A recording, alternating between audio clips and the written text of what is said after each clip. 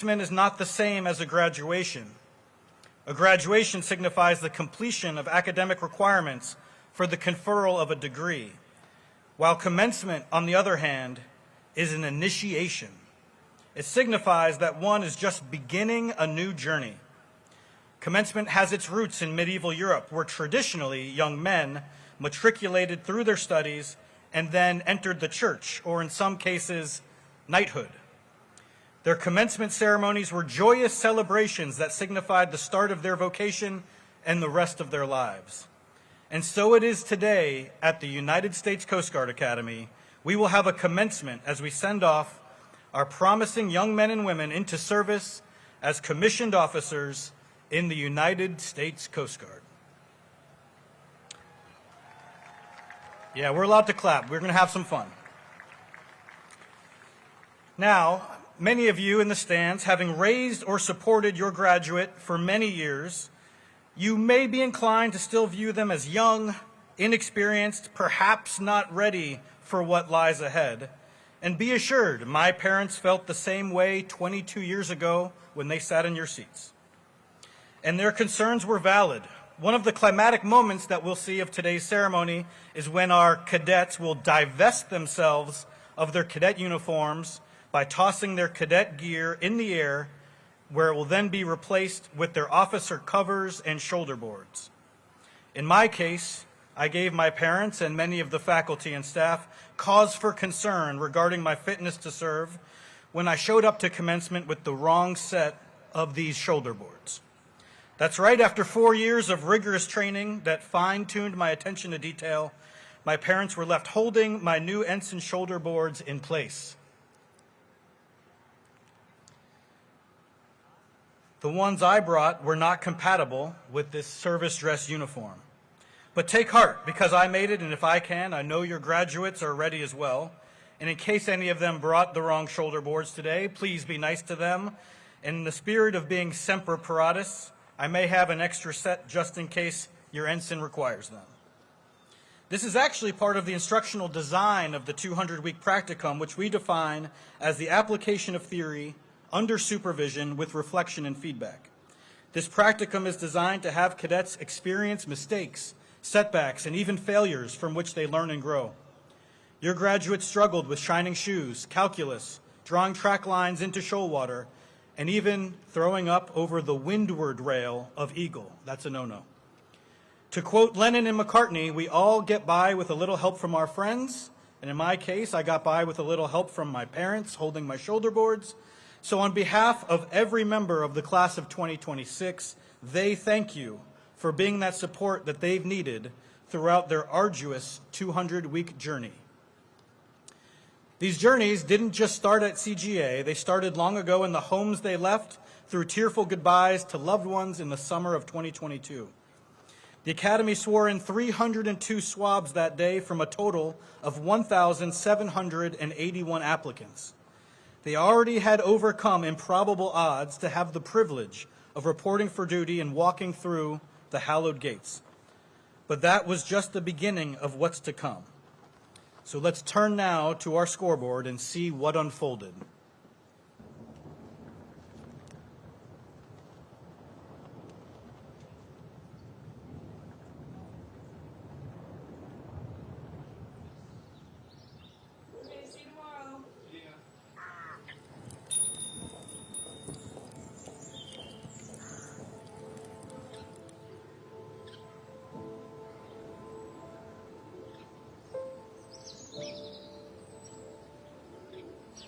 It was a summer's day. I was getting the mail in from the front porch, and there was a picture of a cadet in the rigging on the Eagle, and it said, "College should be an adventure."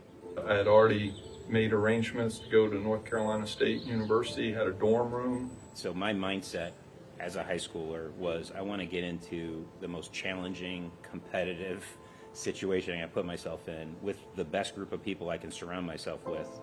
And that's why the Service Academy to me sounded like the best approach to really challenge myself. It was kind of a instrumental decision for me. I'd say the doubt started day one. And I was pretty intimidated and afraid and homesick. All that stuff was happening. That swab summer we were doing 1,700 push-ups in a day, and it was never how many push-ups could you do or how do we break you down, but it was could you do one more. And when we thought that you were getting pushed right up to your limit, there was always space for like one more push-up in that case. And to me, that became an analogy for how the whole cadet experience was. And I was doing very badly academically, and I was doing very badly militarily, and I was on all kinds of different probations. Got the first F I've ever gotten in my entire life. And I was telling my mom, like, I'm not gonna make it here. This isn't for me. Almost every week, I was telling her I'd do another week, and then I was quitting. Well, she writes me a long, long letter. She says, "Dear Carrie, it's midnight, and I'm so mad at you that I could spit. I don't know what your problem is and why you're doing so badly, but you need to just buckle down and work hard because you're a good, smart girl, and you just need to get some better study skills." Second semester, my 4th class year, was the first time I had anyone reach out to me from home about being at the academy.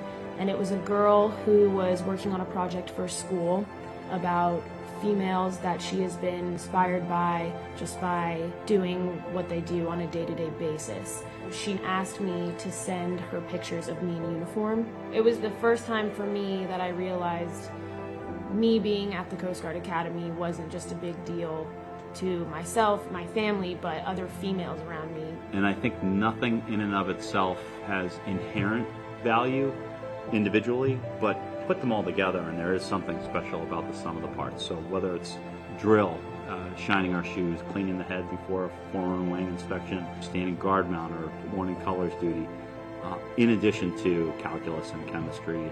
But you knew there was a training purpose behind all this attention to detail that we were doing.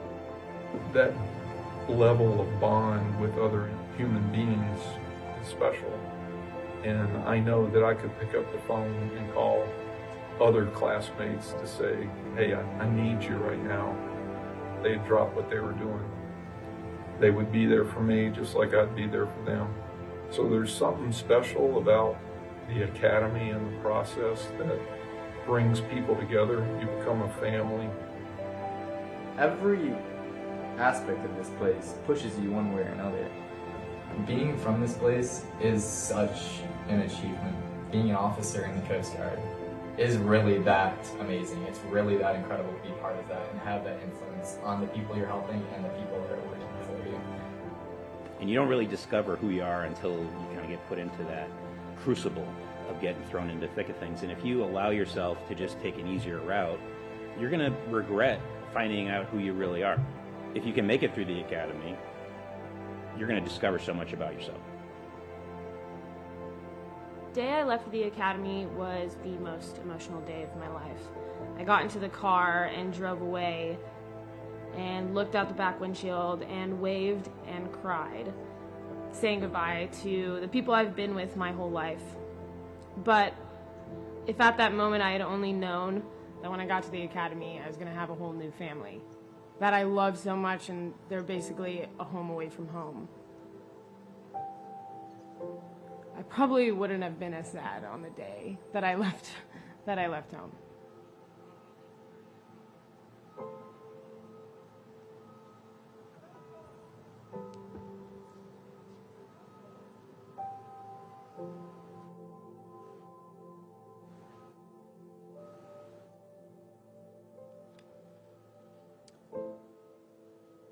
The Academy's impact on our nation goes back almost 150 years when 9 cadets sailed the topsail schooner Dobbin from Baltimore, Maryland on a 2-year training voyage. Other significant moments and places in Coast Guard Academy history include the historic Revolutionary War Army installation, Fort Trumbull, just about 2 miles south of us down the river, which was turned over to the Revenue Cutter Service in 1910. The fort housed the Revenue Cutter Academy, which was renamed the United States Coast Guard Academy in 1915 after the Revenue Cutter Service and U.S. Life Saving Service were merged to form the modern U.S. Coast Guard. In 1926, the Academy selected a black bear as its mascot, and soon after, a live bear cub named OBJ, short for Objectionable Presence, arrived on campus. For more than 50 years, the bear cub was kept on campus until 1984, when the last live mascot was retired to a farm in upstate New York. Today, OBJI is memorialized by a statue in Bear Plaza and by cadets who routinely wear a mascot costume at pep rallies and athletic events. In 1932, the Academy moved to the location we are at today. Cadets initially moved into Hamilton Hall, where their classrooms, barracks, and library were all located. Today, the facility has expanded to encompass 34 buildings and 103 acres. To complement the Academy's shoreside facilities, the Coast Guard sought a permanent afloat training vessel to replace the more ad hoc summer experiences that had been the norm up to that point.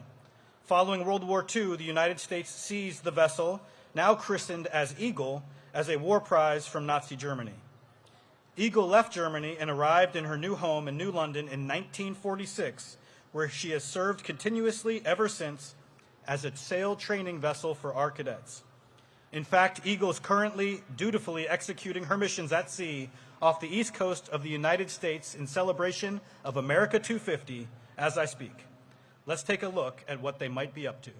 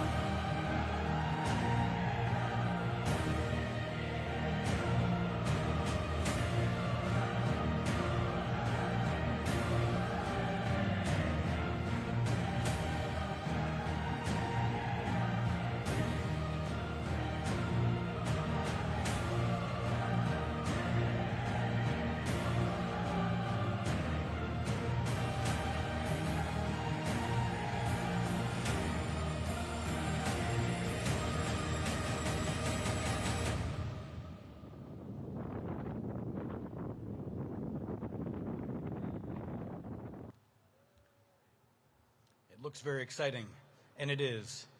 Ladies and gentlemen, I want to make another announcement about the heat and the water and your ability to go into Ballard Hall. We're obviously in a situation where the heat is considerable, and so please ensure your safety. Make sure you are hydrating as best as you can. As a nation, we have long been inspired by the promise of America, and some historic American figures have chosen to capture the emotion of promise through song. One such American, Catherine Lee Bates, was a literature professor who taught at Wellesley.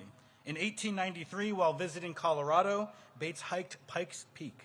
At the top of the 14,000-foot summit, she was overcome by the majesty and splendor before her. The impact caused her to write a poem, which she first called Pikes Peak. The poem demanded someone put it to music. Samuel Augustus Ward, an organist and choir director at Grace Church in Newark, New Jersey, took on the challenge. Her words, his music, and America the Beautiful was born. By the 1920s, many believed America the Beautiful should be the national anthem of the United States. However, as you likely know, in 1931, Congress officially gave that honor to the Star-Spangled Banner. On a day where we are gathered here in celebration of these graduates who have chosen a life of service and embody the third stanza of America Beautiful, as they are those, quote, who more than self their country loved, let's pause for a moment and listen.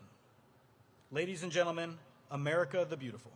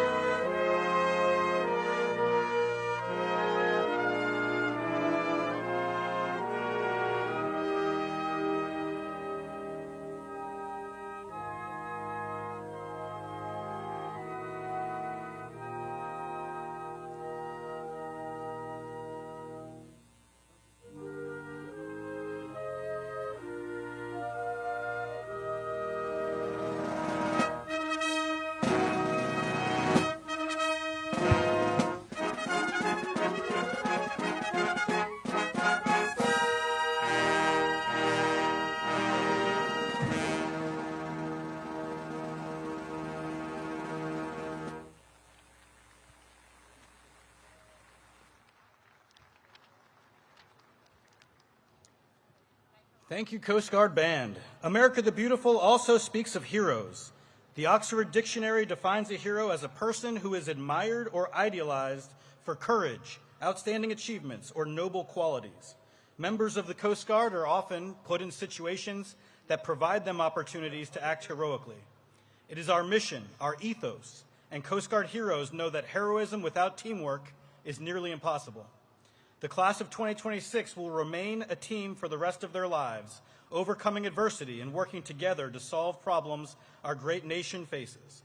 Although very different from prior classes demographically, in many ways, the class of 2026 has been trained and prepared just as those classes before them.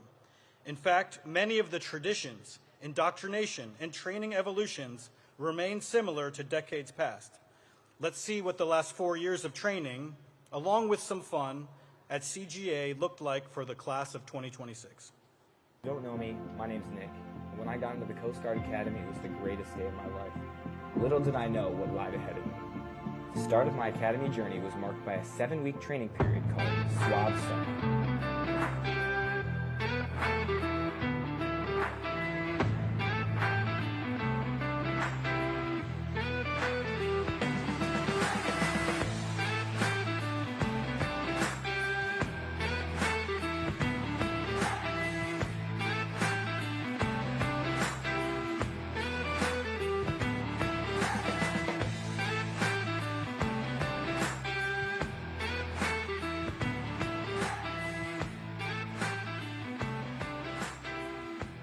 But after those long 7 weeks had ended, I picked up a camera and decided I wanted to show the world what the year ahead of me had to offer. So let me take you along for the ride.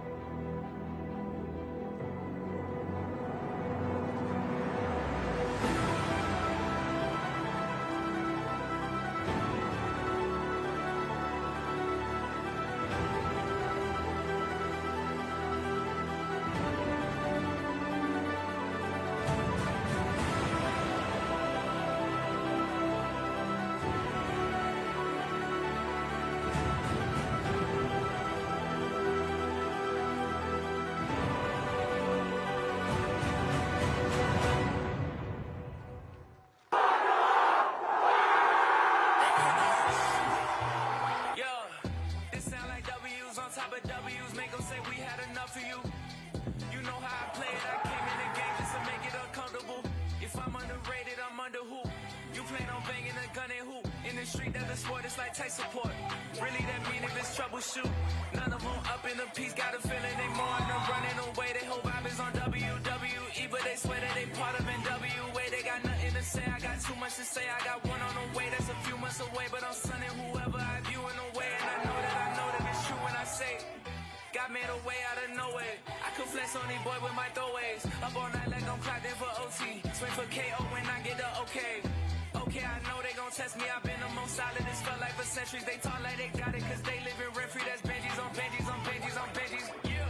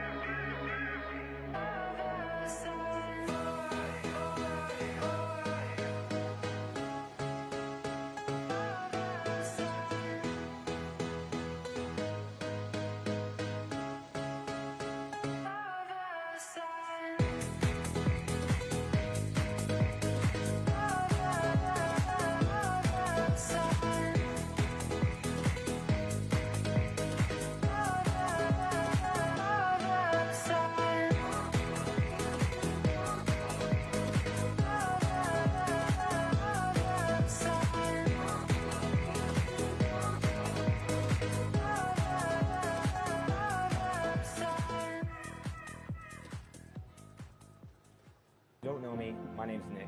And when I got into the Coast Guard Academy, it was the greatest day of my life. Little did I know what lied ahead of me. The start of my academy journey was marked by a 7-week training period called SWAT.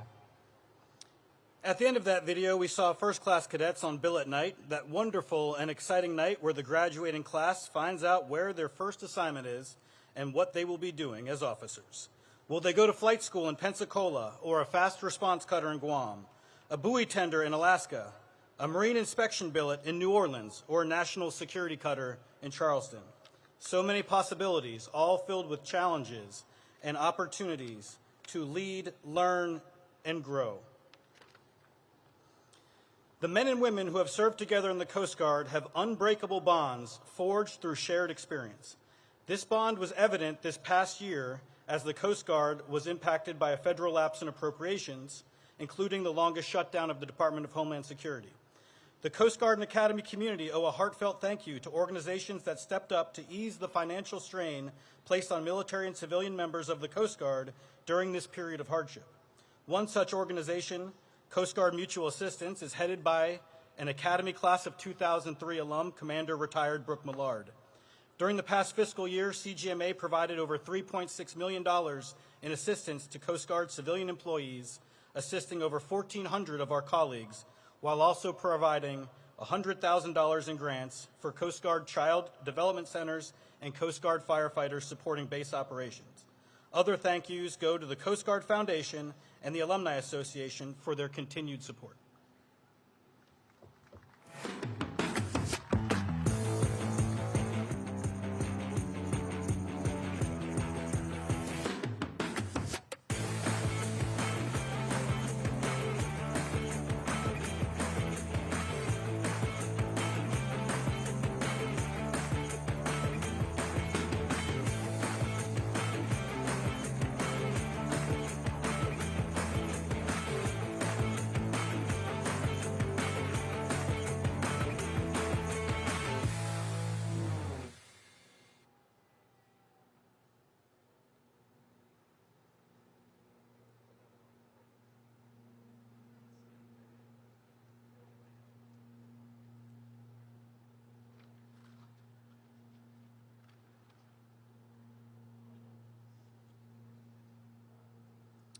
In a few minutes, the class of 2026 will proceed down the hill from Rowland Hall, through the south end of Cadet Memorial Field, and take their seats as cadets for the very last time.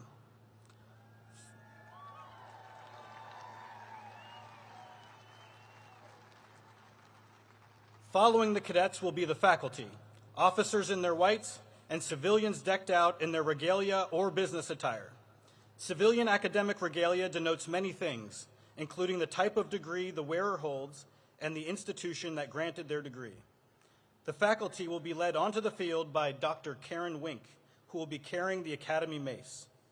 During the Middle Ages, the wood mace, clad in metal, was an effective weapon in battle. But as newer and more powerful military arms developed, it was transformed into a symbol of dignity and authority. Today, the use of the ceremonial mace is found in the United States House of Representatives and in university and college convocations and commencements. Finally, from the Alumni Center on my right, we will welcome the official party and President Donald J. Trump, the President of the United States of America.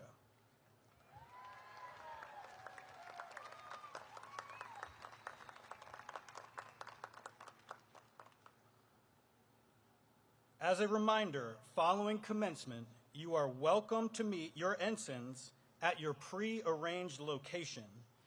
Access to the field will be off limits shortly after the ceremony concludes. You are welcome to walk around campus and take as many pictures as you would like. I personally suggest Bear Plaza or Crown Park for those premier photo opportunities. I also need to properly train you on something you will likely hear from stage once the commencement begins. You might hear "Go Coast Guard," in which the proper response would be "Go Bears." So let's practice one time. Go Coast Guard. Go Bears. You're exceptional. I'm going to leave you with some motivational footage of your Coast Guard at work, defending and protecting our great nation. Thank you to you all. Congratulations to you all and your ensigns. And go Coast Guard!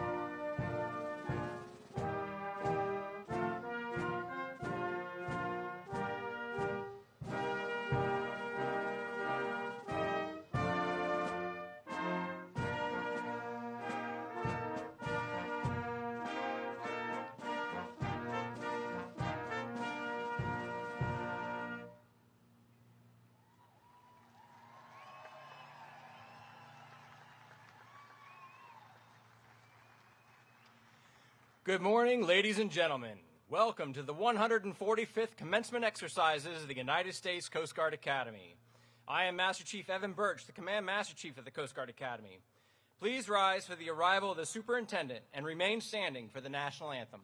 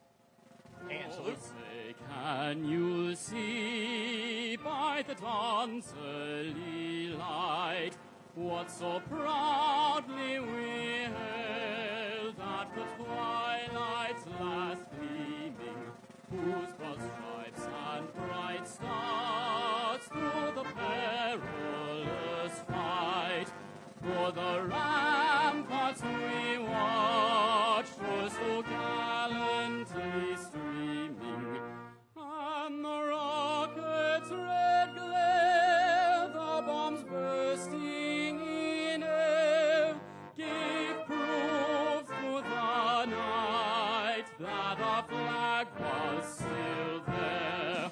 Oh, say does that star-spangled banner yet wave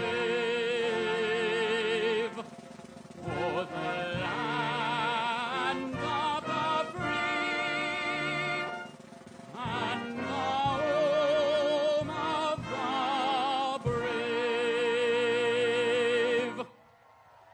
Ready, two.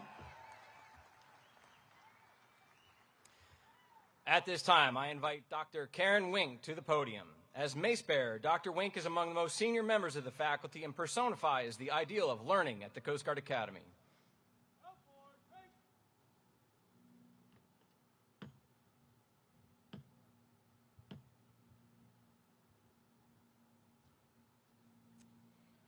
The 145th Commencement Exercises of the United States Coast Guard Academy are now convened.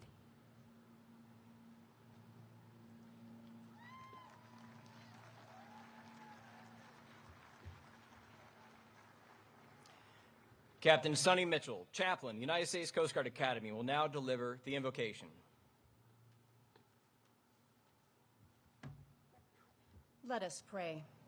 Eternal Father, strong to save, we give you thanks and praise today as we announce to the world that the Coast Guard Academy class of 2026 is now officially Semper Paratus. We rejoice that 4 years ago, these men and women responded to your call to serve, and their continued dedication to this higher calling has carried them from suave summer to this moment. And as the great responsibility of leadership is placed upon their shoulders of these men and women, we pray in your divine mercy that you confer upon these graduates enduring wisdom, courage, strength, compassion, integrity, which will fortify them at sea, on land, and above the waves. May your grace and mercy continue to empower these young leaders as they move to take their place among the rich traditions that they will inherit. We pray this in your most holy and precious name. Amen.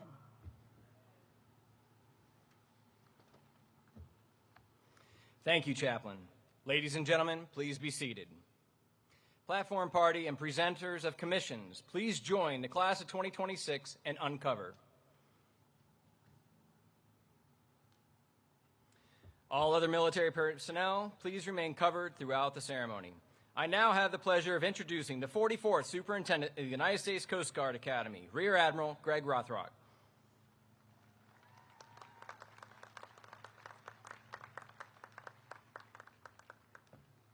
What a beautiful day. Distinguished guests, honored international delegations, alumni, veterans, faculty, staff, coaches, families, and friends. Welcome to the United States Coast Guard Academy, the home of the United States Coast Guard's Officer Corps.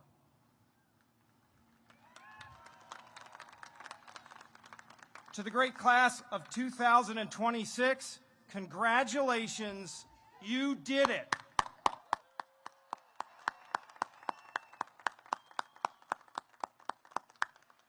Today marks the culmination of 200 weeks of relentless hard work, perseverance, sacrifice, and growth.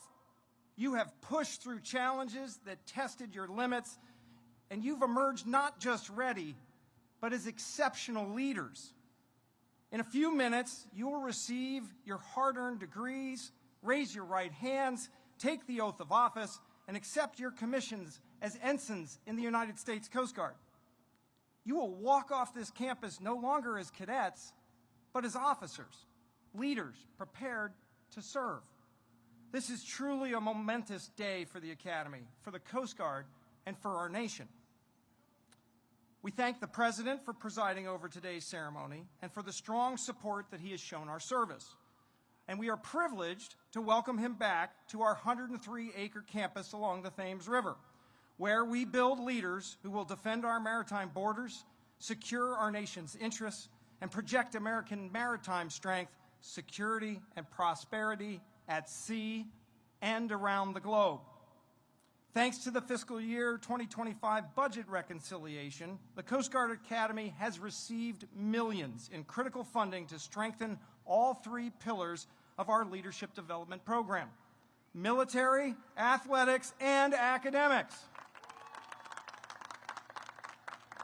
This will include monumental renovations to Chase Hall Barracks, a world-class aquatic center, and a new science and technology building. These strategic investments will pay dividends for decades and result in a more capable and more resilient maritime force. And while we evolve and modernize this campus, the core purpose remains unwavering. We are committed to producing officers who are ready to lead with character, ready to adapt to any challenge, and ready to serve. Unlike any other federal service academy, 100% of the Coast Guard's Officer Corps passes through these gates. This institution forges the character, the values, and the future direction of the service. As we approach the Coast Guard Academy's 150th year, and we will welcome the class of 2030 this summer, I can assure you we are committed to excellence, to honor, respect, and devotion to duty, and to producing leaders and warriors who put America first. Like the generations of the long blue line who came before them, the men and women of the class of 2026 stand ready to protect our maritime borders, combat threats to our homeland, and defend our national interests with skill, courage, and unyielding loyalty. I can say with complete confidence, they are ready to serve wherever and whenever our nation calls. To the families and friends of the class of 2026, to the parents who guided, the siblings who stood by, the mentors and role models who offered wisdom and encouragement, today we celebrate not only the graduates' achievements, but the vital role each of you played in making this day possible. Take great pride in what they have accomplished and in the extraordinary service that lies ahead.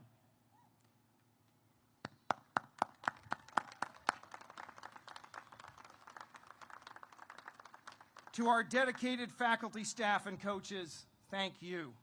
You have instilled in these graduates the timeless values of the Coast Guard and have challenged them each to become their very best. Class of 2026, if you could please join me in a round of applause for your family, friends, mentors, and the entire Academy Leadership Development team. It'd be great if we could stand for that.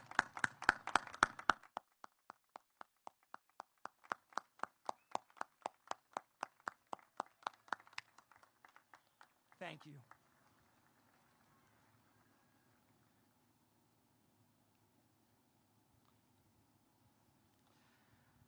So now to the great class of 2026. Over the past 4 years, you earned qualifications. You built lasting relationships. You mentored your divisions. You led on the fields of competition. You brought home championships. You set high standards, and you delivered academic excellence. As first-class cadets, you guided the Corps with maturity and purpose. Today is not the end. It is the proud beginning of your service as commissioned officers in the Coast Guard. Congratulations to each of you.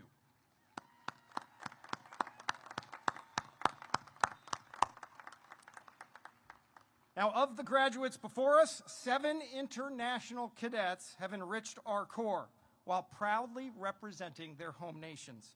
At this time, we invite these international cadets and their delegations to stand as I call their names. Please hold your applause until all have been recognized. From Guyana, Verlin Gibson. From the Philippines, Arlen Bangsoy, Matthew De La Vega, and Ilissa Flores. From Honduras, Carlos Zavala. From Taiwan, Song Kai-seng. From Vietnam, Nan Ta. Please join me in a heartfelt round of applause.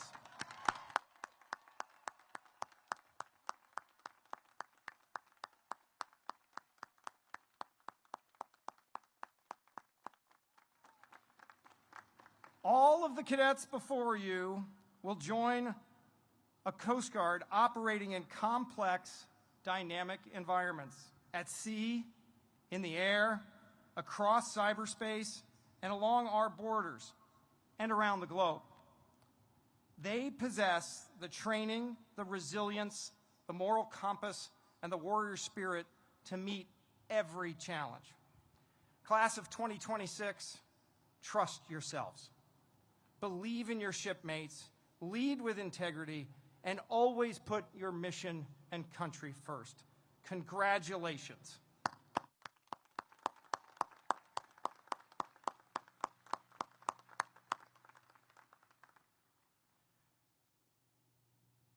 To all of our cadets, you will always have a home here on this campus. We cannot wait to see the great things you will accomplish in all of your years of service ahead. And so, as the announcer said you might hear earlier, here we say, go Coast Guard! Go Bears! We'll do that one more time. Go Coast Guard! Go Bears! It is now my privilege to introduce this year's distinguished graduate. The distinguished graduate is the cadet who has achieved the highest military precedence average across academics, military performance, and the physical fitness program over their entire 200-week program. This year's distinguished graduate is Cadet First Class Matthew Lanzalata. First Class Lanzalata is from Virginia Beach, Virginia, and a member of Delta Company. He is a marine and environmental sciences major with concentrations in marine science and geospatial intelligence. His capstone research focused on testing short-range unmanned aerial systems to augment aids to navigation inspections. First Class Lanzalata participated in the Service Academy Exchange Program and attended the United States Air Force Academy during his second class year. He was the trap and skeet team captain and led the team in competitive shooting events against fellow service academies. He is the son of Paul and Martha Lanzalotta and has an older brother, John, and he is proudly engaged to Riley Drew of Virginia Beach, Virginia. Upon graduation, First Class Lanzalotta will depart to Pensacola, Florida, and report to basic flight training. And it is my great honor to introduce the distinguished graduate of the United States Coast Guard Academy, class of 2026, Cadet First Class Lanzalotta.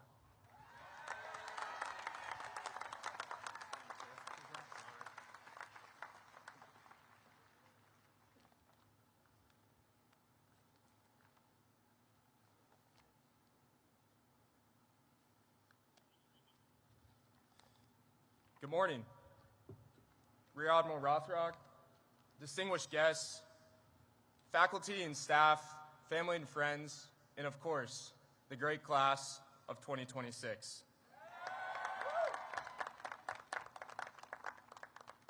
Our time here at the Academy is strictly defined in terms of length. When we wake up in the morning, what we do during the day, and when we can leave.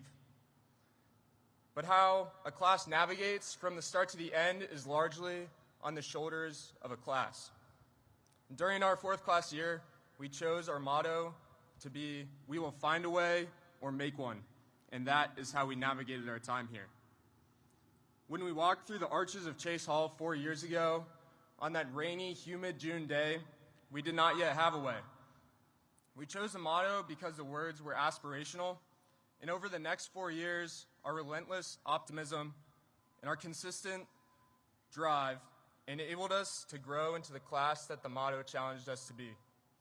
We followed the paths set before us and made new ones for those who will come after us.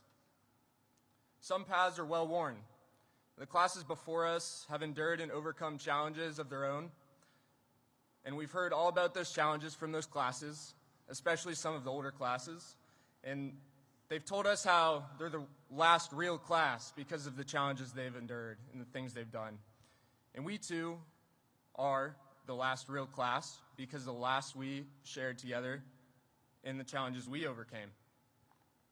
But we also experienced many firsts as a class that made us distinct. This year, our women's rugby team led the programs to the first collegiate national title. Our class was the first to implement a phased approach to summer training and the first to graduate ensigns with minors in emergency management. We pioneered new career pipelines into physician assistant school, into deployable special forces directly from the Academy, first to ever do it. We found ways through challenges that tested our resolve but never did it alone. Our faculty and staff have shown up for us every day with professionalism, patience, and care. And they have taught us, coached us, mentored us, and kept us moving forward every single day. That commitment has left an impression on our class, and it deserves our gratitude. So I'd like to take a moment, if the class would like to turn around, look behind you. Behind you sit faculty and staff, family and friends, loved ones, who have poured into you, supported you on your hard days, and celebrated you on your good ones.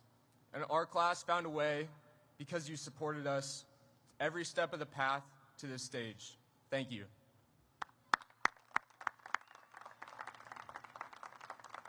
Our time here is made up of many moments. Some feel big and extraordinary, and some feel much smaller and very ordinary. And we face those moments with hopefulness and a drive to overcome the challenges around them. The big moments we'll always remember: our last push-up on the parade field after swab summer, receiving our class rings at ring dance, school dances, billet night, where we cheered so loud it was difficult to hear Captain Ensley announce the next billet. Those moments were moments of momentum. And as I learned in physics class, once an object is in motion, it's difficult to stop. In our class, the class of 2026, is difficult to stop. There were also many smaller moments that carried us here. Staying in the wardroom long after food was served to spend time with friends, spontaneous conversations at the OD desk, running into cadets in public on the golf course, and late-night C-store runs for energy drinks and snacks to attack long procrastinated work. In those moments, and the attitude we brought to each next assignment, each next day, and each next semester is how we made our way to where we stand today. Soon, we will all report to units where we will have much to learn. The ensign bars we are anxious to put on our shoulders are not ones of experience, but ones of heavy responsibility. However, the attributes that carried us forward these last 4 years will matter much more than pretending we have all the answers. If we enter our new jobs with humility, relentless drive, and consistent optimism, we will continue to blaze new paths forward. When a cutter's bridge is exhausted, a watch floor is overwhelmed with calls, or the weather takes a turn for the worse, the class of 2026 will be ready. We will find a way or make one. Thank you.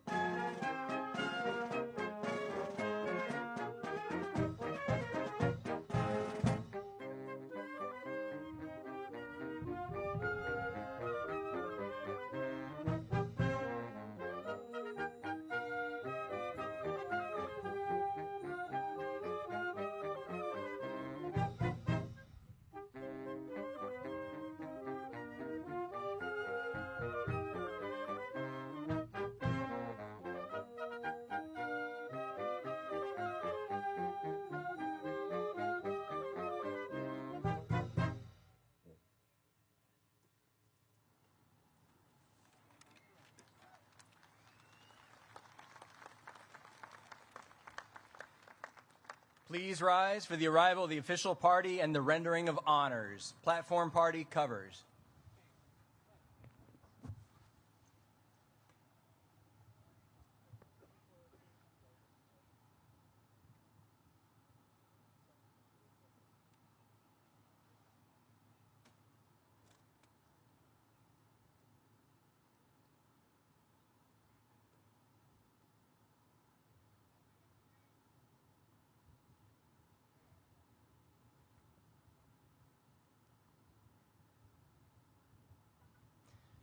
Now, Coast Guard arriving.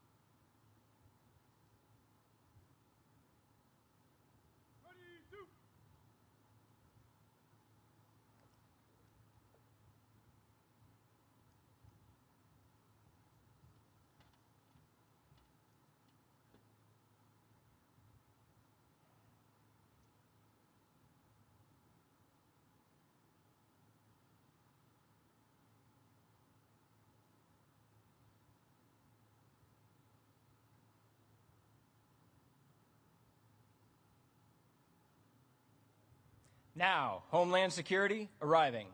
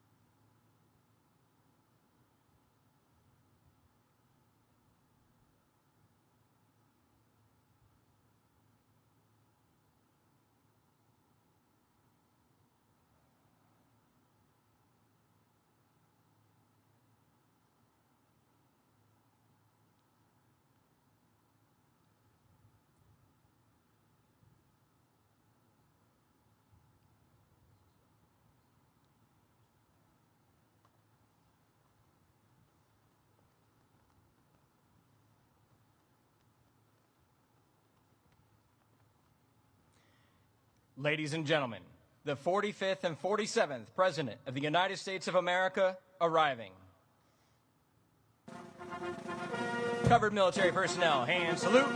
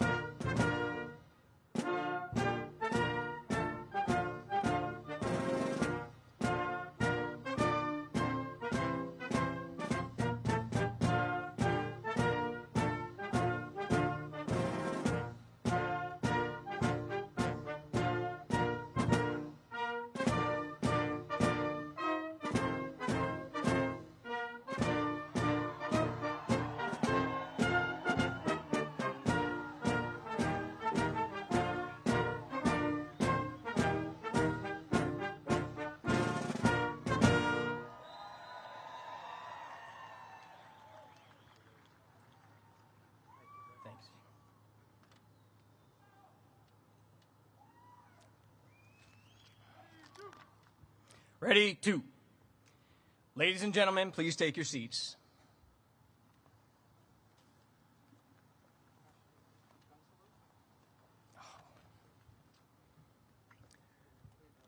Please rise for honors with a 21-gun salute and ruffles and flourishes.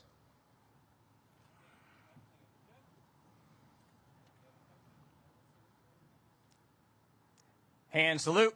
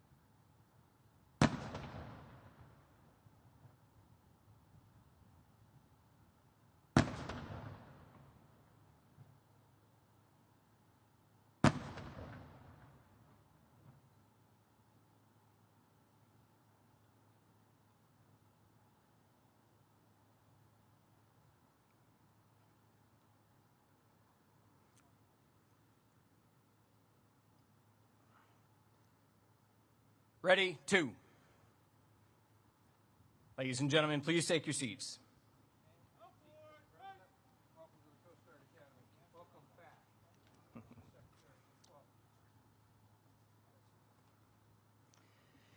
It is now my privilege to introduce the Commandant of the Coast Guard, Admiral Kevin E. Lunday.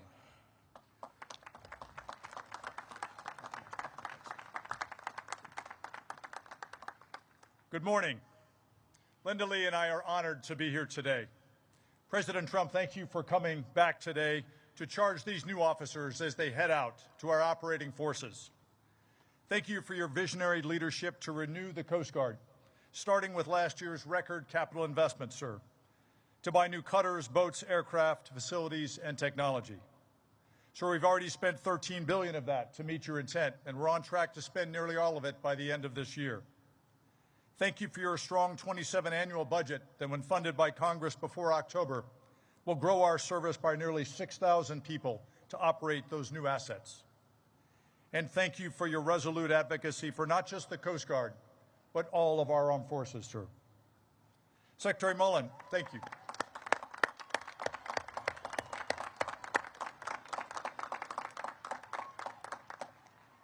Secretary Mullen, thank you for your leadership and support of our Coast Guard men and women and their families. And under the President's direction, for fighting to successfully fund the Coast Guard and the rest of DHS and ensure that what happened this year never happens again. We will not forget what you did, sir.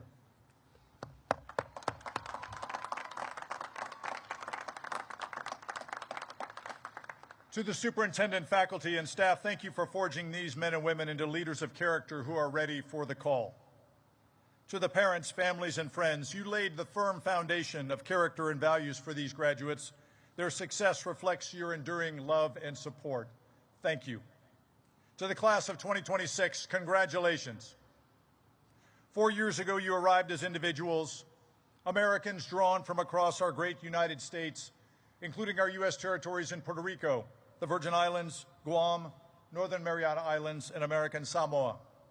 You were joined here by international students from allied and partner nations. Today, as you march out, you do so as a unified team, forged in the crucible and bound together by a shared calling to serve with honor, respect, and devotion to duty. You will serve at a time of historic consequence. The maritime domain is more complex, contested, and more vital to American security and prosperity than ever before.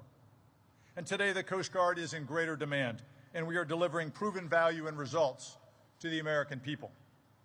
We save lives. We secure and defend our homeland and its maritime approaches, from the borders of the mainland U.S. throughout the Caribbean and the Western Hemisphere, to Alaska and the Arctic, to Hawaii and the 3 territories in the Pacific, and in cyberspace. We facilitate commerce through our ports, waterways, and shipping, vital to America's economic prosperity and to rebuilding the nation's maritime might. And we respond to crisis. At the same time, our service is implementing the President's vision to renew the Coast Guard through force design, a generational transformation that's building a new fleet of assets and bringing in the additional men and women who will operate them. Our people are our greatest treasure. And as we build the most advanced ships in the world, they are nothing without their crews and the leaders of character to command them. You are those leaders. You'll soon report to your first units to lead across our operating forces aboard cutters, at sectors, in deployable specialized forces teams, and at Coast Guard Cyber Command. First, though, you will take the oath to support and defend the Constitution that accompanies your military commission. The commission is more than words. It is a direct grant of constitutional authority from our President and Commander-in-Chief to you, and it represents a sacred trust with the American people. As commissioned officers in the profession of arms, you must lead as if your lives depend on it. For certain, the lives of the men and women you lead, their lives will depend on it, and the lives of the American people we serve will depend on it. The Academy has prepared generations of officers, and you have spent 4 years preparing for this moment, and I know you are ready. I am incredibly proud to serve as your commandant. Looking to the horizon, I have certain hope for the future, for there's one thing our distinguished service history proves. With a ready Coast Guard crew and the strong support of the American people, there is nothing we can't accomplish. Semper Paratus.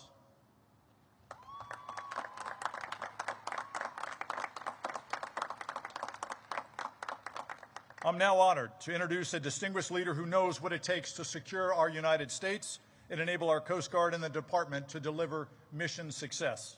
A fighter who's always in our corner, leading from the front, our Secretary of Homeland Security, Mark Wayne Mullen.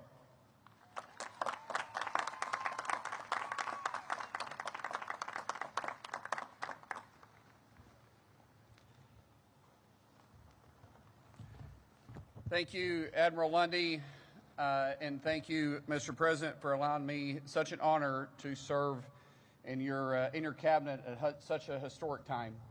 As Secretary of Homeland, it's a very humbling position I find myself in, and I play no games about who is my favorite out of the 22 components.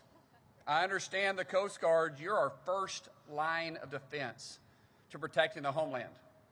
And our President, our Commander-in-Chief, he believes in peace through strength. But he also understands that not everybody believes in peace, and some people only respect strength. And because of the great men and women who sit in front of me today, you give our Commander-in-Chief the options. Because you're the 1%ers. You're the 1% that will stand up and you defend our freedoms, you defend our Constitution, you defend our homeland, you defend our nation. And our Commander-in-Chief loves you for that.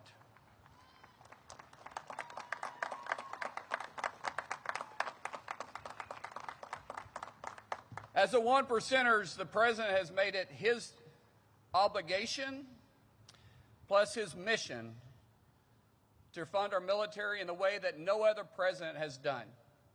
He's invested millions, in the tunes of $25 billion, actually, to fund the Coast Guard, to bring the Coast Guard back to mission capable, to not just fit today's missions, but to focus on tomorrow's missions as well. As I stated before, you're the front line protecting our shores. You protect our inland waterways. You're the law enforcement of the water. And our president realizes that. Your commander-in-chief, this isn't his first time to come and speak at this podium. In fact, this is his second time to come speak at this podium.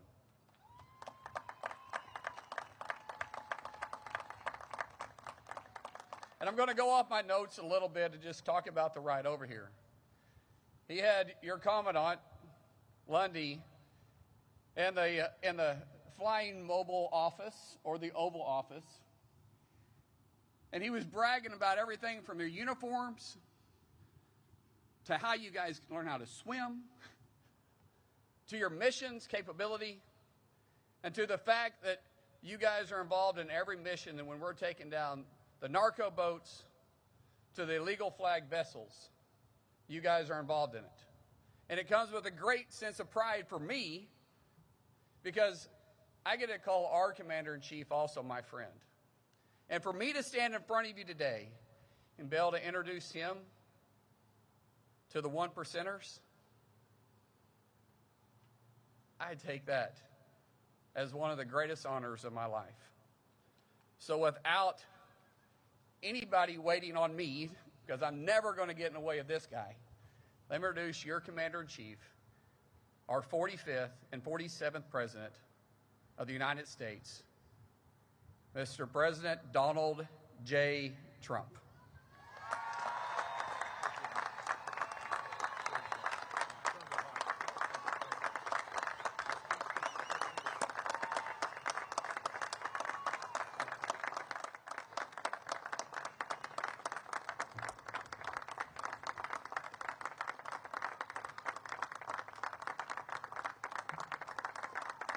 Thank you very much. Thank you very much. That was beautiful. He's a fantastic man. He's a special, very special man. He always has been. And Mark Wayne, thank you. Appreciate it. And hello, cadets. And let me begin by saying a very big congratulations to the class of 2026, special class. It's a true honor to be here on this magnificent day at one of the most prestigious military academies anywhere in the world, and I'm thrilled to become the first president to ever give a second keynote address to this storied institution. I am very proud of that honor. We'll have to try it a third time. We're going to have to try it maybe a third time, too, to keep that record intact. And a few moments from now, every graduate in the field will go forth with a even greater honor, one of the highest distinctions anyone can attain.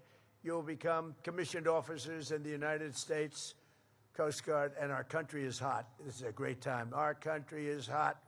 I hate to say it, but I will. A year ago, a year and a half ago, 2 years ago, the last administration, we were a dead country. Right now, we're the hottest country anywhere in the world. We're respected all over the world. You saw that with China just recently. You saw that in Venezuela. You saw that right now in Iran. Everything's gone. Their Navy's gone. Their Air Force is gone. Just about everything.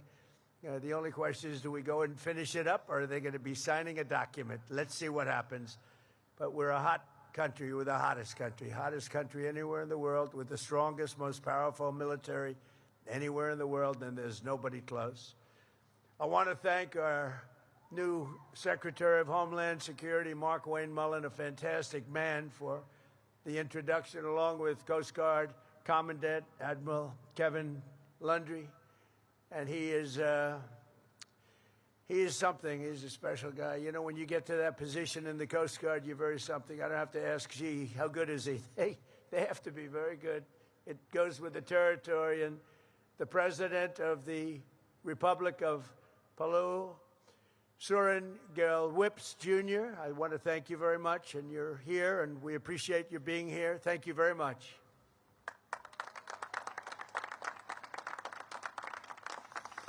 Over the past 4 years, this class has been mentioned by an exceptional team of professors and coaches and military professionals who have shaped you into leaders. You came with very good quality, but they've shaped you nevertheless.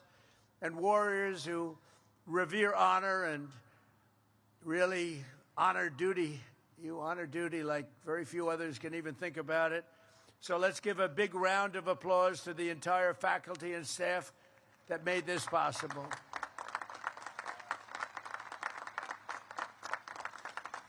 And I especially want to thank Academy Superintendent Rear Admiral Greg Rothrock. Come on, get up here, Greg. Come here, come here. He does a hell of a job. You don't want to mess with him. Don't mess around with him. Thank you very much, Greg. Fantastic. Also, your Assistant Superintendent, Captain Jess Razioks. Razioks. Where is he? Where? Oh, nice. Very nice. Thank you. Commandant of Cadets, Captain Aaron Casabant. Hi, Aaron. Hi, Aaron. Command Master Chief Evan Birch. Evan, where are you, Evan? Good job up here, Evan. It's never easy, Evan, up here, right? You feel more comfortable in the water. And class advisor Christy Rose. Christy. Thank you, Christy.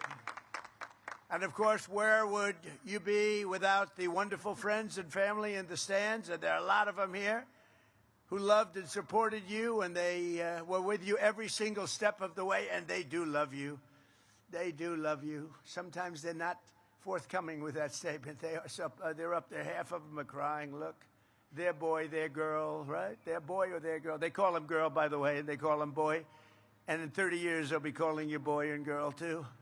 They love you. Your parents and your family, please.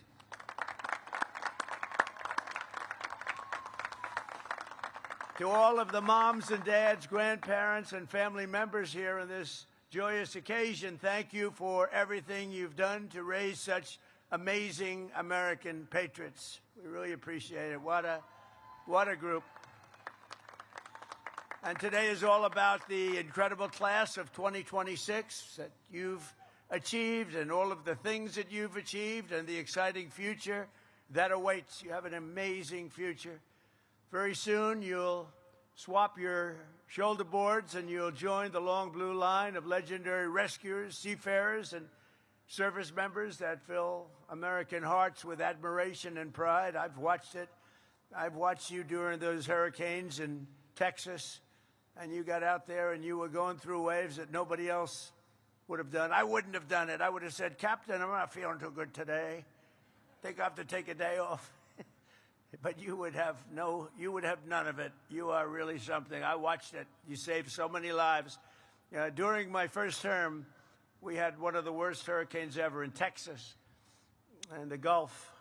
And the bravery that you displayed was incredible. You saved thousands. I think the number was 16,000, 17,000 lives you saved.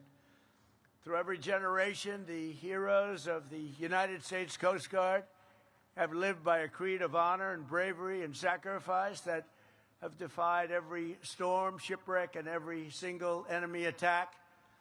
In the hour of need, our Coast Guardsmen have brought hope to the hopeless and swept the innocent from the jaws of a raging sea, seas like nobody's ever seen before in some cases.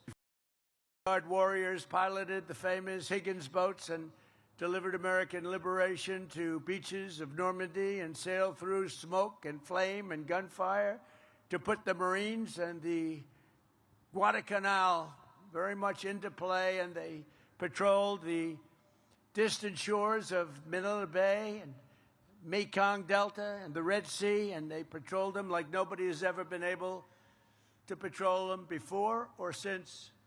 For decades, the men and women of this noble service have needed an unofficial, unyielding courage that says, you have to go.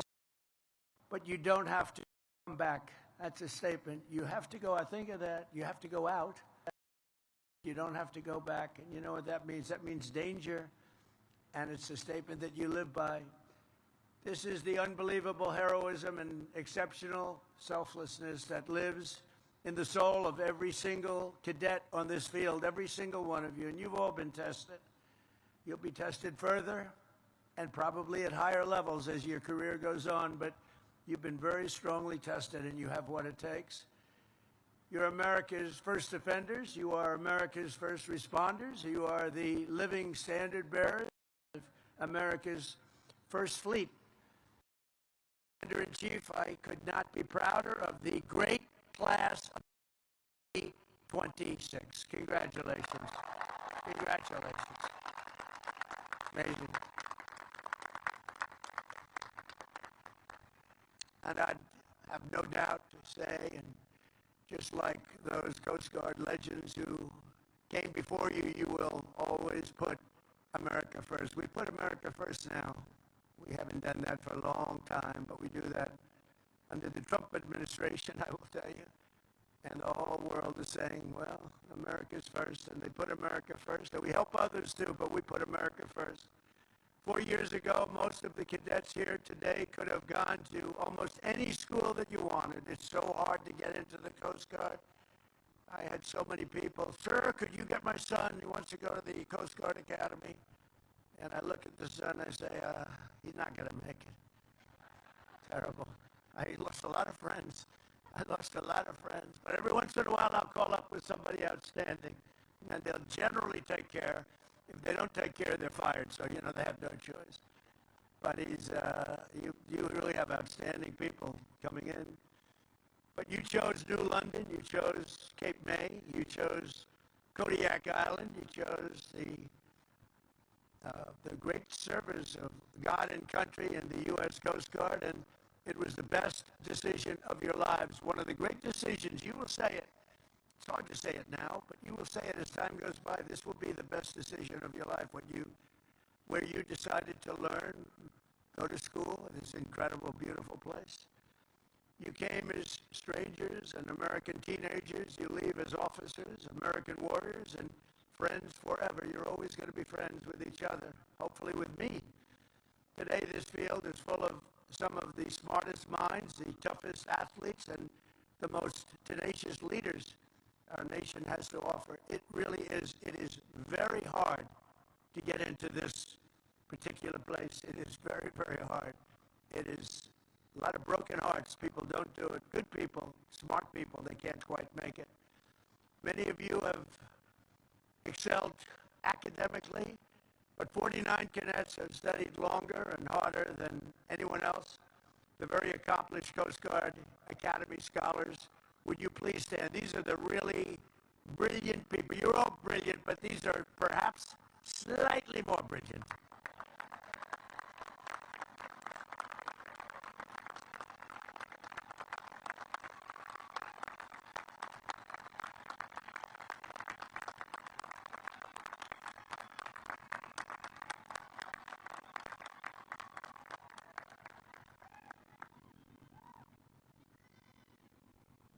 Don't feel guilty. Don't feel guilty. Never feel guilty about success, right? But I think it's great.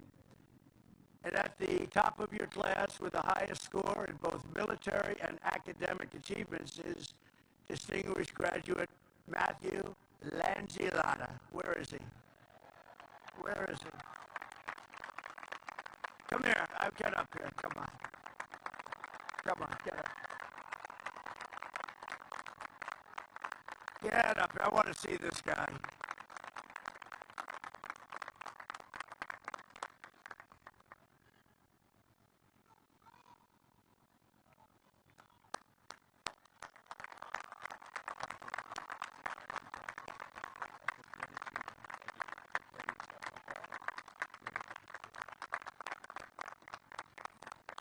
I hate good-looking men. Okay, good. Matthew, that's great. Thank you very much. It's a great honor. We also have the only cadet who earned a perfect score on every single fitness test. Now we're talking fitness. You know who this is already. Wow, this guy must be something. I think we'll have to invite him up. I want to check it out. For the last 4 straight years, which they think may be an all-time record, congratulations to Thomas Rhodes. Thomas, get up here, please. I want to see. I want to check him out. Whoa. Whoa. Oh, we're not going to fight with him. I'm not fighting him. I'm not. This is not UFC. Please understand that, Thomas. Look at this guy. Look at the muscles on this guy.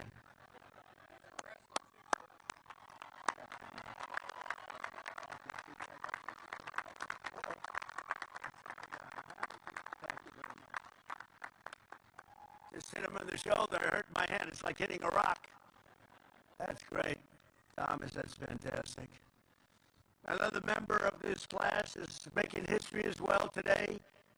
Mike Keddish becomes the first Coast Guard Academy graduate to ever go straight from the Corps of Cadets into the Coast Guard Special Forces. So what was that all about? Come on up here. Come on. Let's go. Come on up here, Mike. I want to see what these guys... I like to see what these guys are like. Because, you know, it's competition for me, too. I have to compete with you now. I'm not liking that. How are you? Fantastic. Wow, that's a big achievement.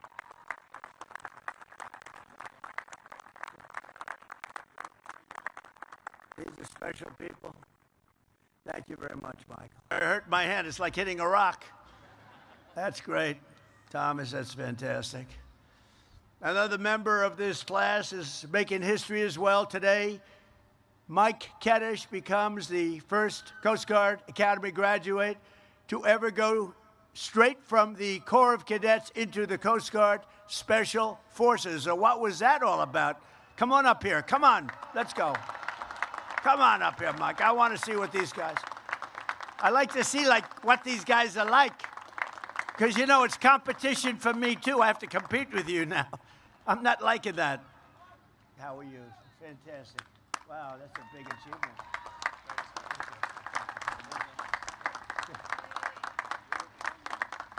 These are special people. Thank you very much, Michael. For the past 4 years, you've been led by your brilliant class president, Savannah Riera. Where is she? Hey, Savannah. Where are you, Savannah? Where are you, Savannah? Where's Savannah? Savannah, come on up here. I have to. If I didn't invite her up, they'd accuse me of discrimination. That would not be. I'd be, ladies and gentlemen, the president got sued today. Savannah, come on up. I have to get her up here, and she looks so fantastic. This is ridiculous. Nothing like having a little fun. Do you agree? This is your big day. We got to get Savannah up here.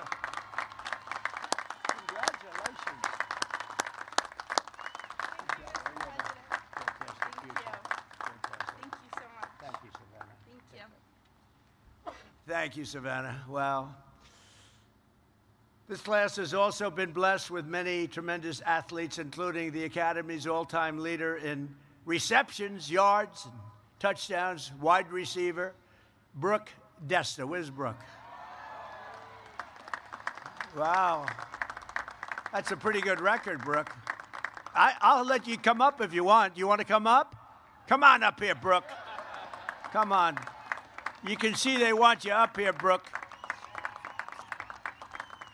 So do we have a little NFL future here, maybe? I don't know. Usually that can happen when you're leading by that much. That's a lot of achievement. Thank you.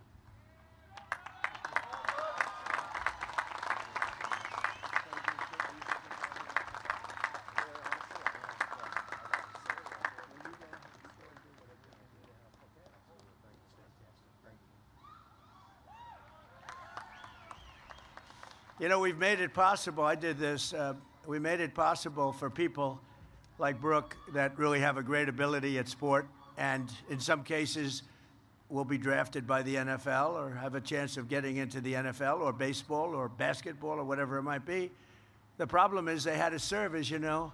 They had to serve 5 years, and that's not exactly conducive to being drafted very high if you had to go away. So I made a decision in my first term, and we adhere to it very strongly, that when somebody has the ability, going to Coast Guard or West Point, Annapolis, Air Force, any of them, if you have a student with extreme ability that gets drafted and can play in professional football, we allow you to go immediately, and you serve your time in the Coast Guard or whatever after your professional career is over. And it has made such a difference. It's also made a big difference in recruiting.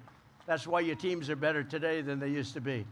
So I make these little contributions. I don't know if people know I made those contributions, but so Brooke, I want 25% of everything you earn. Thank you, Brooke. I appreciate it. So it's a little bit of a help, but it actually, what we didn't expect, it made your recruiting much better, because you're able to now recruit the top people that really have a chance of getting into professional sports, and one of the reasons you have such good teams.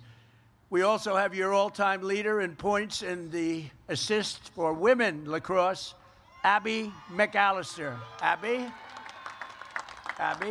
where are you, Abby? Stand up, Abby. Oh, are you that good, Abby? Do you want to come up, Abby? Come on, Abby. Come on up, Abby. See, we throw them a little off on timing when I do this, but what the hell? We have time, right? This is your day. And when somebody achieves with these people, we should give them a little extra recognition, right? That's a tough sport, Abby. I don't know. I'm not going to mess with you. That's great. That's a big record.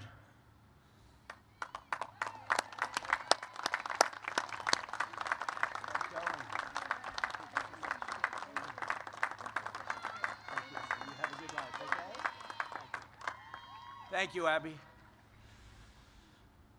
Of course, there are those of you who have made your mark on the school in many other ways, like the mayor of the class, Freddie Wheaton, the founder of Phi Kappa Granny, Evan Grenahan, and the leader of the esports club, Aiden Roskowski. They've done a great job. That's good. That's also called leadership. While everyone has worked and studied hard, some may have spent a little bit too much time at a place called Mr. G's. I don't know what Mr. G's is. I don't know what it is, but I don't like the sound of this. I'm not, where am I going with this one? But we want you all to have a clean slate as you begin your careers. So therefore, Mr. Superintendent, I hereby absolve all cadets who are on restriction for minor conduct infractions and even somewhat major infractions, effective immediately. Okay? You guys, you got away with murder. I was just in a good mood. I was in a very good mood to do that. Every branch of our armed forces protects American lives, but the Coast Guard is the only service explicitly dedicated to saving them. You're saving lives. You never leave an American behind, and you never would. In the past year, our Coast Guard heroes have saved over 5,200 lives at least, and helped carry out and carry over 19,000 people to safety. Amazing. One of the special cadets in this class has already saved his first life during his first-class summer, providing life-saving care to the person in distress off the coast of Alaska. Job well done. That's Mason White. Mason, thank you. Stand up, please. Thank you. Thank you, Mason. Great job. That was early on, right? And that was a great job. Thank you very much. When you leave here today, every cadet on the field will be stepping into a critical role in the defense of our country. To protect our maritime infrastructure, 12 of you will be going to Coast Guard Cyber Command. That's a big deal. 20 are heading to Coast Guard Flight School.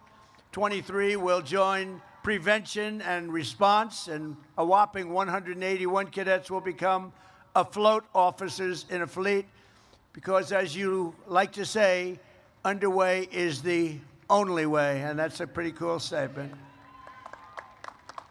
And you know, I don't know if you know this, but I was telling your leaders before that we have 11, you know, we're way down on icebreakers, and we've ordered 11. We're working with Finland. They make icebreakers. They make the best icebreakers. We're going to learn everything we can learn. We're going to shortly make them ourselves. But we're making, right now, currently under construction, we have 11 beautiful. And I said, come on, when's the first one coming? They said, in 28. I said, I'm going to be here in 28. Maybe I'll be here in 32, too. I don't know. Maybe I will. But I'm going to be here in 28. And I'll tell you, I said, that's great because I'm going to be there at the dedication. They have been trying to get icebreakers for years and years, and no president was able to provide them with what you need to get it done. And I want to thank the country of Finland because they are known to make the best icebreakers. And I thought going there for starters, you know, we tried making one, but it was too front heavy. It wouldn't have worked because an icebreaker has to come crashing down. And when the front weighs 4 times more than the back, bad things happen. So I realized we didn't know what the hell we were doing. I went to Finland and was with the president of Finland, and we worked out a deal. And we're making 11 total. Some of them are going to be made right here. We're going to learn the craft, and we're going to have so many icebreakers. You know, Russia has 48, and we have one very old one. It's ridiculous. And we have the whole Arctic. We have the whole region. And we're going to have a whole big fleet very shortly, and they're starting to come in a very quick fashion. After that, we're going to go way up higher. We'll have at least 55 within a short period of time, so that'll be great. And you're going to be operating them and running them, and it's probably another category. The class of 2026 is graduating at an incredible, exciting time for our nation and the Coast Guard in particular. As you enter the office corps of the greatest military in the history of the world, our national strength is back. Our morale is back. We are a confident country again. We have confidence is back. And above all, America is back, bigger and better and stronger than ever before. We have a strong, great, respected country again. We went off course. We went very sadly off course. For years, Washington, D.C. was run by foolish politicians who thought they could defy the laws of world history, violating every common sense principle, for preserving national power and national security. And they surrendered our industrial capacity to other countries, crippled our energy production, threw open our borders. We had borders with they were open borders, they called them. People came in totally unchecked and unvetted. You know how many people over 4 years in the last term? 25 million people. They came in as murderers. They were coming in from other countries. They came in from prisons. They were drug dealers. They came in from mental institutions and insane asylums. They allowed them to just flow into our country. We're getting them out. We've got a lot of them out. 11,888 murderers. Think of that. 50%, or more than 50%, committed more than one murder. They were allowed in our country. We can never forget the sins of what they did to our country, but we're getting them out. In fact, we've gotten them to the extent that we just had the best crime numbers in history. The best crime numbers, meaning the lowest crime numbers in history, were just last month released. Lowest number of murders since the year 1900, 125 years. So what they did to us is terrible, but we're getting it back into shape really properly. And now we went from the worst border in history to the strongest border we've ever had. In 11 months, not one illegal alien was able to get into our country. When you think of that, that's pretty amazing. And they can come in, but they have to come in legally. They have to come in through a process. They have to love our country. They have to show us that they can love our country, not that they want to blow up our country. I think that everybody agrees with that. Under this administration, we don't apologize for American power or wealth.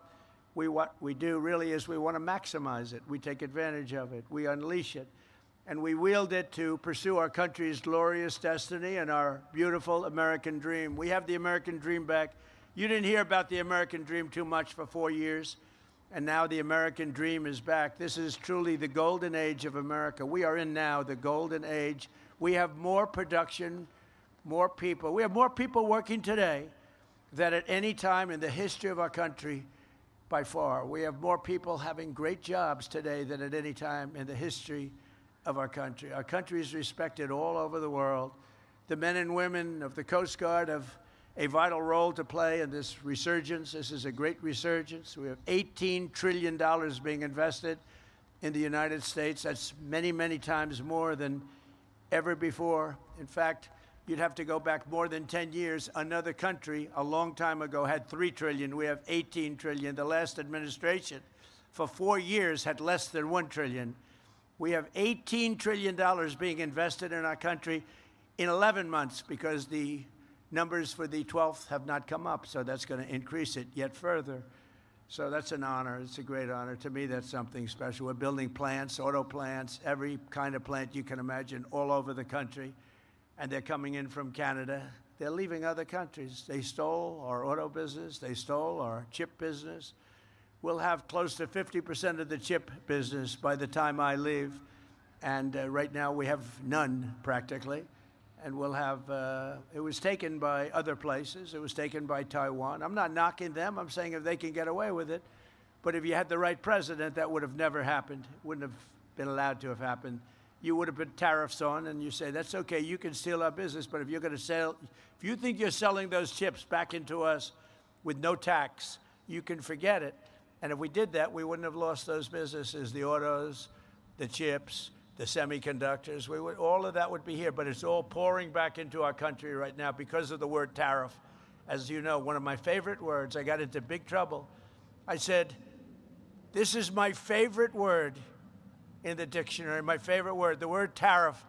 And the fake news, look at all of them back there. They said, what about God?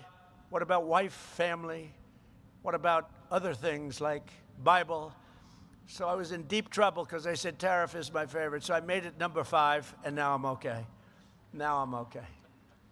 They think I'm kidding, but they gave me a hard time. But with your help, we're reasserting one of the most time-honored principles of our national security, that the American dominance in Western Hemisphere will not be threatened under any circumstance. As an example, we will not let Iran have a nuclear weapon. That's all. It's very simple. We will not let that happen. And we have great support. You wouldn't know that by reading the fake news, but we have great support. People don't want them to have a nuclear weapon, and they will not have a nuclear weapon, and they want to make a deal so badly. We'll see what happens, but we hit them very hard, but we may have to hit them even harder, but maybe not. But we're not going to let Iran have a nuclear weapon and blow up the entire Middle East, Israel, the entire Middle East, and then come here for you. Not going to happen. So just as no family can be truly secure in a violent neighborhood, we will not allow chaos, instability, or danger to fester in America's own backyard. We're not going to let it happen. One of the reasons we have Mark Wayne, and one of the reasons that I feel so good about things, is he's a tough cookie. You know, he was a great fighter, too. A great fighter. He was a tough cookie and a very successful fighter. His sons are all-American fighters, so they have good genetics in that family. But Mark Wayne is a tough guy with I always say he's a tough guy with a great heart. And that's a good combination. So from the Gulf of America to the frozen waters of the Arctic, from the shores of Havana to the banks of the Panama Canal, we will drive out the forces of lawlessness and crime and foreign encroachment, just like we've been doing. You know, we have only 3% coming in. We were getting tremendous, you would understand this because you were involved in this, we're having tremendous amounts of drugs brought in by sea, by ocean, by water. And a tremendous amount. And we've now reduced that to 3%. So it was a big percentage, and now it's all the way down to 3%. And we've hit them very hard, as you know. Not that it's something we wanted to do. And we never miss. We never miss. We hit them very hard. And actually, people are trying to figure out who are the 3% because they happen to be the bravest people perhaps anywhere in the world. The 3% that's left, but I don't even think they have 3%. We virtually stopped it. And now we're going to stop the drugs coming in by land, and that's the easy one to do. That's the easy one. I want to thank the Coast Guard because you've been unbelievable in that endeavor. Think of it. We had a majority we had a majority of drugs were coming in by the sea, by the ocean, and we have virtually stopped that. And now for the easy part, the land, much easier, and it will be equally quick. And we are going to have drugs are down by 61%, but we want to get them down to almost nothing because they've destroyed so many families, so many people, so many lives. Our Coast Guard cutters are elite tactical teams where the pivotal is enforcing our successful blockade, and you just have to see this. We have a blockade that's, they call it the wall of steel. Nobody goes through them, and you're a big part of it. Nobody goes through them. The Navy, the Coast Guard, we have ships that tried to go through, and they're saying young captains from Coast Guard Academy, the Naval Academy, Annapolis, and they're saying, do not proceed further. They have the greatest loudspeaker system, much better than this one, let me tell you. It goes over the water, it bounces on the water, and you have this young, handsome captain saying, do not proceed further. You are in enemy territory. Do not proceed further or we will shoot. And you have a ship that's like 2 football fields long that carries 2 million barrels of oil. Think of that, 2 million barrels. And on occasion, they'll try and disobey. And last week you saw one shot, not a missile shot, a bullet, a very large bullet. A bullet from 4 miles hit the rudder of the ship, and the rudder of the ship fell into the ocean. It was a beautiful thing to see. It just fell in. I said, what the hell kind of a shot was that? And the man said, no, no, we are going back to Iran. See, now I say Iran. I don't use because he obviously has a correct pronunciation. We will go back to Iran. And it took, with a broken rudder, with the rudder that was laying at the bottom of the sea, it took 10 miles just to turn that ship back. But nobody violates it, nobody. And I was with, as you know, President Xi of China 2 days ago. We had a tremendous meeting, very successful meeting. And he agrees our military is phenomenal. I don't want to go beyond that, but I will tell you he respects our military tremendously. Our military is respected. We have, as I said, the greatest military anywhere in the world, and we're going to keep it that way. We have a budget this year of $1.5 trillion. That's the biggest budget we've ever had. That includes the Coast Guard. Don't worry about it. Look, they're getting a little bit concerned. Don't worry, it includes you. You're going to have so many Coast Guard cutters, you're not going to know what to do with them. You'll have a cutter that's 2 years old. You say, Captain, I want the new one.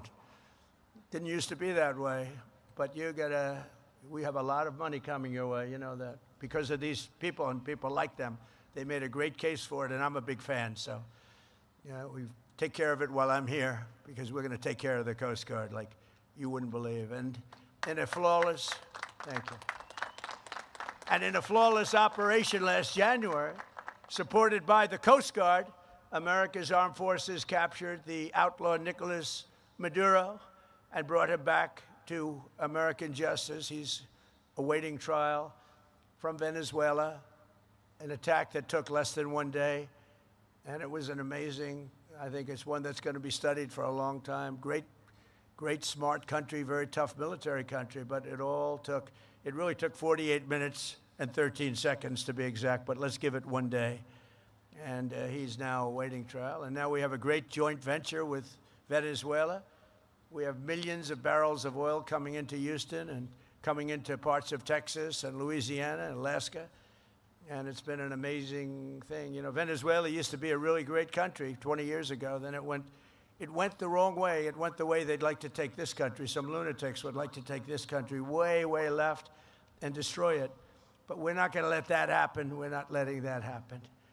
This service has also been at really the center of the battle to restore sovereign borders for the United States and keep drugs and criminals out of our country, and we're keeping them out. Since I took office, the Coast Guard has seized over 206 million lethal doses of illicit narcotics, the most in the history of our country, enough to kill a country, a large country, many, many times over. And you've seized it, and you seize it constantly, and you don't play games.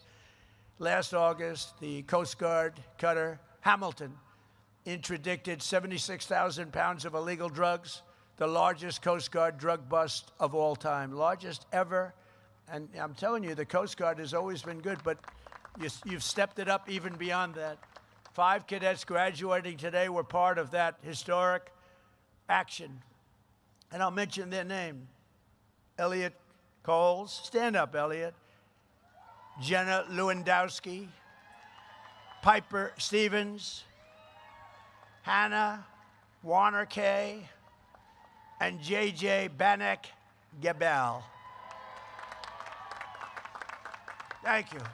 Great job. Thank you very much. The Coast Guard has also played an important role in Operation Epic Fury to ensure that the Iranian regime never obtains a nuclear weapon. Just 2 months ago, off the Coast Guard at Malaysia, a highly trained U.S. Coast Guard tactical team helped seize a sanctioned Iranian oil tanker that had been used to transport over 1 million barrels of oil from Kharg Island into the coffers of Iran. We don't want that to happen. This is the 3rd sanctioned Iranian vessel the Coast Guard has helped capture since we began the fighting, the real fighting with Iran, and many more to come, I suspect, unless they get smart. Everywhere you go, you say, never forget. You represent the most righteous, successful, and exceptional nation in all of history, and you were really put in a position where you wear the uniform, the most powerful military ever to sail the seas. You are right now at the pinnacle of this nation. You are at the pinnacle. 4 years ago, 3 years ago, I couldn't have said that. I wouldn't have been up here, but I couldn't have said that. You were not at the pinnacle at all. Right now, you're at the pinnacle of the Coast Guard, at the pinnacle of the military, and that military includes the Coast Guard will soon be stronger and more powerful than ever before with all of the things we've done. Last year, I signed a record-setting $25 billion investment in the Coast Guard, including funding for 22 new cutters, 40 new search and rescue helicopters, 25 state-of-the-art icebreakers, and we're also providing $380 million for renovations and improvements right here at the Academy. The Academy is going to be so beautiful. It's already beautiful, frankly, but it's going to be tippy-top, as I say. It's going to be perfect. Under our leadership, this service is seeing more action than at any time in many decades. I would say at any time, period, you've never seen what is happening. And the Coast Guard, as good as it has been, has never seen what's happening to it right now. And the spirit has never been higher. And I think we can say that. It starts with the leadership, but I think its spirit with the Coast Guard has never been higher than it's been right now. And I got to know a couple of people over the last 2 weeks from the Coast Guard, and I can see why. These are incredibly brilliant people, good people. I have to say, I don't want to give them any ideas, but in the private sector, they'd be making a lot of money. And you know what? They wouldn't trade what they're doing. Would you guys trade for millions a year? Maybe. Maybe. No, you wouldn't. I don't think you would. A lot of people would like to be in your position that are doing very well, believe me. In the 4 years before I took office, the Coast Guard recruitment missed targets by 20 and 25 and 30%, the targets, the recruitment targets. And not only you, the Marines, the Army, Navy, Air Force, Space Force, that's my baby. I started the Space Force. I was very happy. It's going to turn out to be one of the most important of all. But you missed your recruitment numbers, and it was an embarrassing time. Not only the military, the police, firemen, anybody with a uniform, they didn't want to be associated with our country, frankly. And last year, the Coast Guard beat its recruitment goals by 120%. And we have so many people wanting to get into the Coast Guard and all levels of the military now that weren't even thinking about it. To me, it's one of the most exciting things. When I first came, we had the election on November 5th, and it really started from the day of the election. But we had the election on November 5th. But I will tell you, before that, you couldn't recruit people to go into the military. Nobody wanted to be there. They were trying to reduce standards. Now the standards, I hate to say, are through the roof. But now we have lines of people wanting to get into every group of, whether it's the Navy, the Coast Guard. And I will tell you, I looked at the numbers, the Coast Guard in particular, you have exceeded your numbers. You have a waiting list that's a mile long of people that want to get in. So I think I have to say congratulations on that. You know, it's a really big deal. And by the end of my term, we are adding 15,000 new Coast Guardsmen. And we're going to have them added to the list because of all the new equipment that we've ordered. And it's a true honor to be your commander-in-chief. I mean, I'm looking at you. I'm glad to get to shake hands of a few of your outstanding people. But every one of you are outstanding. You're in a category that's really very unique, very hard to be, very hard to get there. Now you know, even by the recruitment numbers, you know it is. But beyond that, it's just a very special group of people, and you are a very special group of people. As you begin your important new missions and your mission in life, today let me leave you with a few words of advice to maybe help you a little bit on your way. First, most important, never ever give up. Never give up. They asked me, how do you be successful, sir? It starts with never give up. I've learned a lot about life, but the one thing I've really learned is that perseverance, never quitting, never giving up is a big deal. You'll be right there, right at the gate, and you've seen it. You've seen it in sports. You've seen it. They're right there at the gate, and they give up. Never give up. And whatever happens, no matter where you are in life or what situation you find yourself in the seas or anywhere else that you may be, keep pushing forward. Always push forward. Never stop pushing forward. No matter how terrible the storm, no matter how difficult the mission, never surrender. Keep going, keep fighting, and make the adversary quit first. Let them quit. They're going to quit if you keep going. Second, at this pivotal time of transformation for our armed forces, you have to think big. It's much better thinking big. Small solutions yield small results. Only big ideas will yield to tremendous change and greatness. Americans do not want to live in a world ruled by someone else's big ideas. Live in a future and shape your future. And you want to dominate your future, and you want to dominate it for your great military and for your country. Think big. During the course of your Coast Guard careers, it will be time for incredible change, and change is going to happen, change that we can't even think of right now. The things will happen, and I believe for the best, hopefully for the best, but I believe for the best. But things will happen that you can't even imagine. And it's going to be very exciting, but the way that's going to happen is through thinking big. Nothing great was ever built. Think of that. Nothing great was ever built without the word momentum at your side.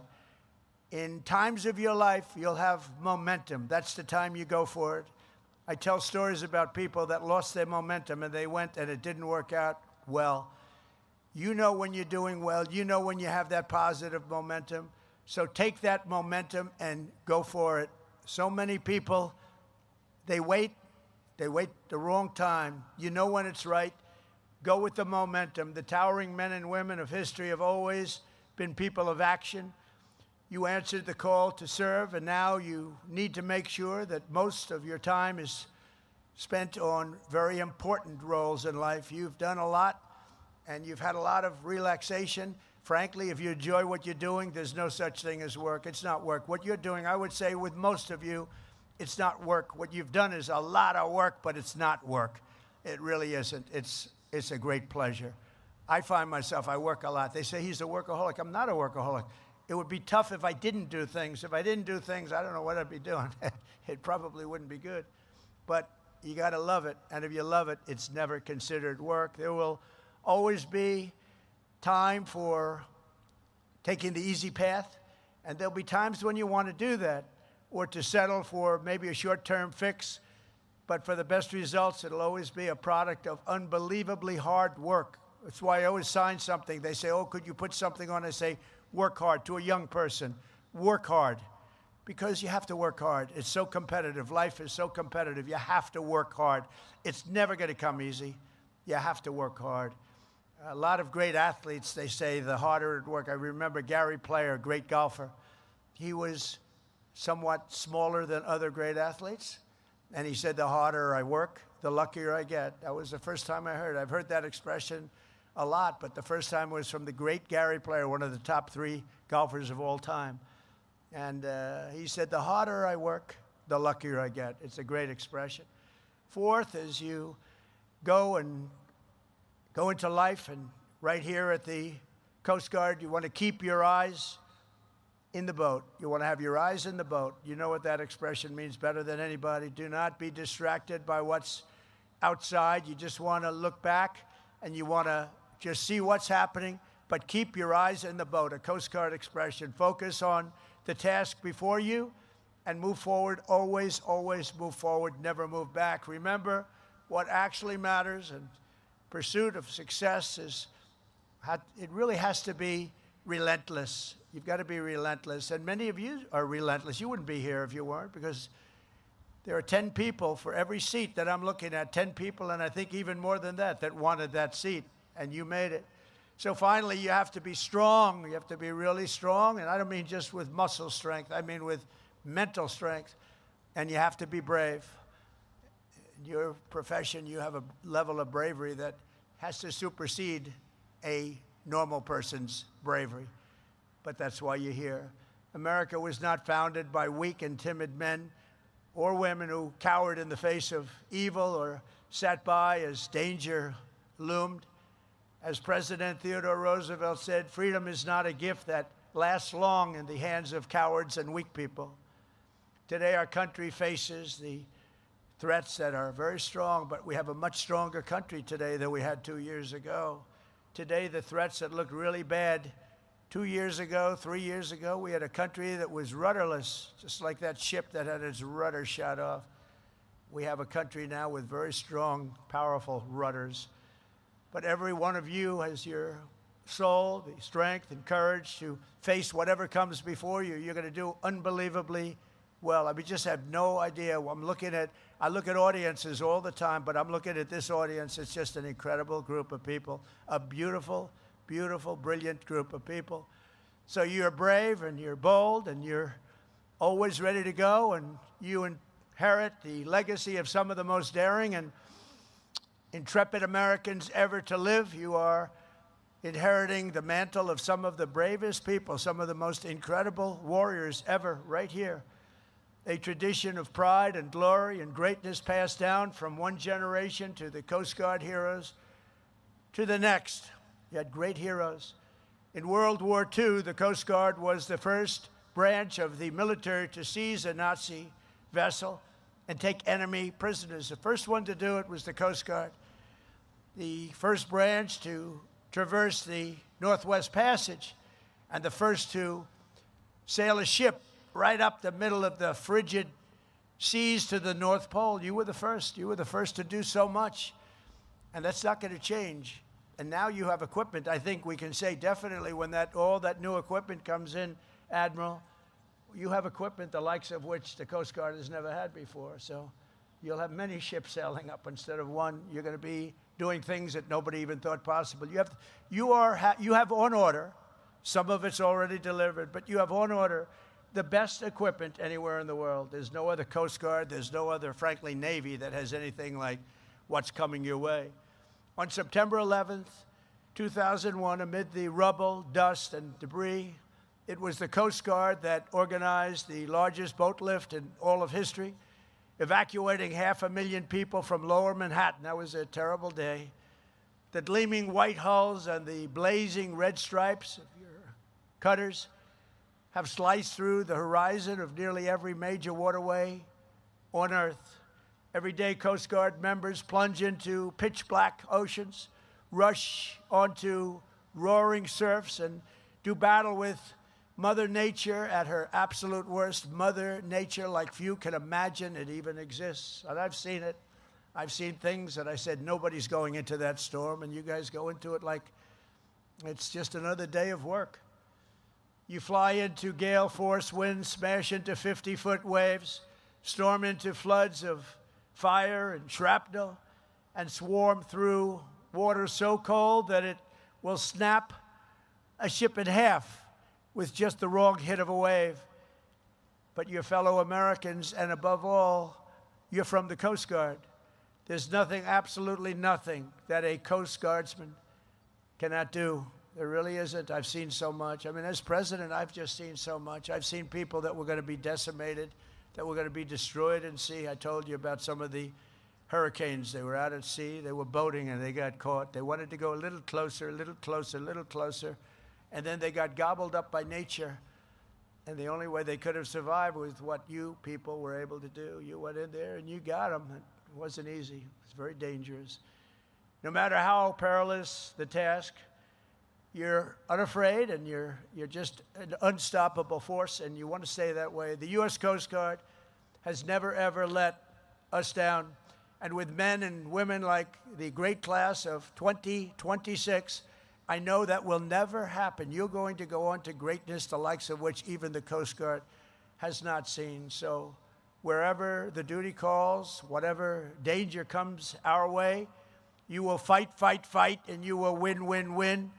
I want to just say a very strong God bless the Coast Guard Academy, the class of 2026. God bless the United States military, and God bless the United States of America. Thank you very much. Have a great, great, and stellar career. Thank you very much, everybody. Thank you.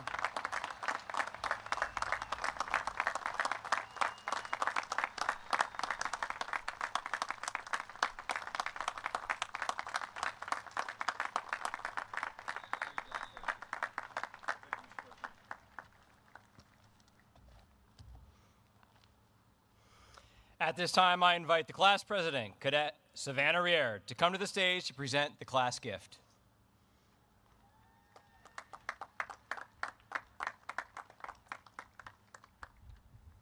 Mr. President, on behalf of the class of 2026, I present you with this token of appreciation.